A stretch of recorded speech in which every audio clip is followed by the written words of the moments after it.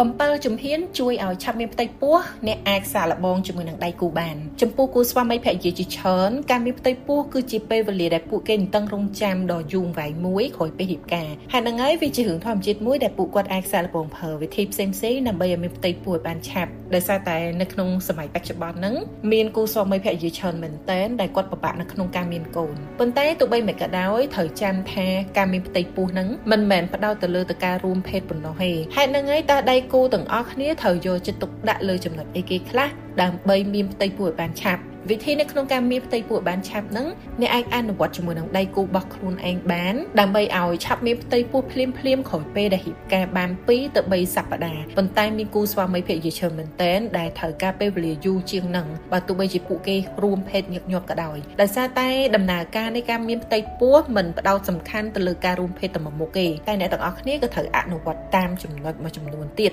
ដើម្បីឲ្យឆាប់មានផ្ទៃពោះដោយចំណុចទី1ហ្នឹងគឺឈប់ប្រើថ្នាំហើយនឹងដកឧបករណ៍ពជាកំណើតចេញបើសិនបើអ្នកធ្លាប់ប្រើឧបករណ៍ពជាកំណើតពីមុនមកត្រូវប្រកាសថាអ្នកបានយកឧបករណ៍នឹងចេញហើយនៅពេលដែលព្យាយាមបង្កកំណើតប៉ុន្តែការពជាកំណើតមួយចំនួនជាពិសេសការប្រើថ្នាំពជាកំណើតអរម៉ូនអាចត្រូវការពេលយូរដើម្បីធ្វើឲ្យអរម៉ូននៅក្នុងរាងកាយមានលំនឹងអញ្ចឹងហើយក៏ត្រូវការពេលវេលាយូរបន្តិចដែរថ្នាំពជាកំណើតខ្លះហ្នឹងតម្រូវឲ្យត្រូវការប្រើពេល1ខែទៅ3ខែក្រោយពីការឈប់ប្រើថ្នាំដើម្បីធ្វើឲ្យអរម៉ូនមានលំនឹងហើយថ្នាំខ្លះទៀតត្រូវការរយៈពេលយូរជាងហ្នឹងចំណុចទី2ពិគ្រោះជាមួយនឹងគ្រូពេទ្យជំនាញនៅមុនពេលចាប់ផ្ដើមមានផ្ទៃពោះអ្នកគួរតែព្យាយាមពិនិត្យសុខភាពជាមួយនឹងគ្រូពេទ្យជំនាញជាមុនសិនការពិនិត្យសុខភាពគួរតែធ្វើឡើងតាំងប្តីហើយនឹងប្រពន្ធនៅក្នុងករណីខ្លះគ្រូពេទ្យអាចសុំឲ្យធ្វើតេស្តជាលទ្ធផលនៃការបង្កកំណើតវិធីហ្នឹងគ្រូពេទ្យអាចកំណត់ថាតើមានលក្ខខណ្ឌណាមួយដែលអាចរារាំងដល់ការព្យាយាមក្នុងការមានផ្ទៃពោះរបស់អ្នកដែរអត់ដោយសារលក្ខខណ្ឌជាក់លាក់មួយចំនួនគ្រូពេទ្យរបស់អ្នកអាចផ្ដល់ឲ្យអ្នកនៅថ្នាំបង្កើនលទ្ធផលនៃការបង្កកំណើតដើម្បីជួយសម្រួលដល់កម្មវិធីមានផ្ទៃពោះរបស់អ្នកចំណុចទី3ដឹងពីរយៈពេលនៃការបង្កកំណើតវិធីដែលអាចធ្វើឲ្យមានផ្ទៃពោះបានឆាប់គឺការរួមភេទអំឡុងពេលបង្កកំណើតអំឡុងពេលនៃការបង្កកំណើតហ្នឹងគឺជាពេលដែល oval ធ្លាក់ឬមួយក៏ការបញ្ចេញសុទ្ធដែលធៀមបង្កកំណើតបើយោងតាមគេហទំព័រ National Health Service សម្រាប់វត្តរដូវរយៈពេល28ថ្ងៃការបង្កកំណើតមានរយៈពេល14ថ្ងៃក្រោយពីថ្ងៃទី1នៃការមានរដូវចុងក្រោយត្រូវចាំថាការបញ្ចូល oval នេះមានរយៈពេលត្រឹមតែ72ម៉ោងប៉ុណ្ណោះការរួមភេទដែលមិនស្ថិតក្នុងរយៈពេលនៃការបង្កកំណើតនៅតែអាចមានឱកាសមានផ្ទៃពោះអញ្ចឹងប៉ុន្តែឱកាសនៃការមានផ្ទៃពោះនឹងគឺតិចជាងស្ថិតក្នុងអំឡុងពេលនៃការបង្កកំណើតចំណុចទី4រួមភេទឲ្យបានទៀងទាត់បើសិនបើអ្នកអស់កម្លាំងឬអត់ចូលចិត្តការរួមភេទរាល់ថ្ងៃទេអ្នកអាចរួមភេទរៀងរាល់2ទៅ3ថ្ងៃម្ដងដោយសារតែមេជីវិតរបស់មនុស្សប្រុសអាចរស់នៅក្នុងស្បូនរបស់មនុស្សស្រីយើងនឹងបានរហូតដល់5ថ្ងៃ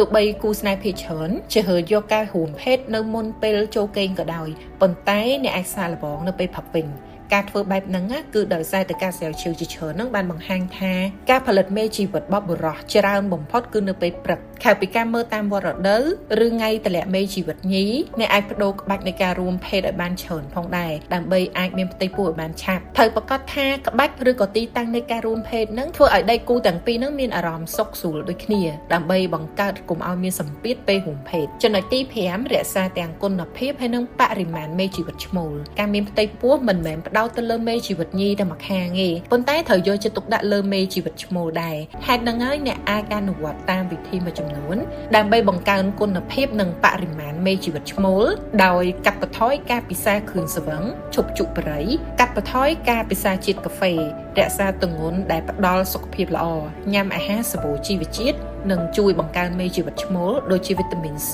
វីតាមីន D សង្កសី អាស៊ីតហ្វូលិកនិងកាល់ស្យូមជៀសវាងថ្នាំទឹកដែលមានសីតុណ្ហភាពលើសពី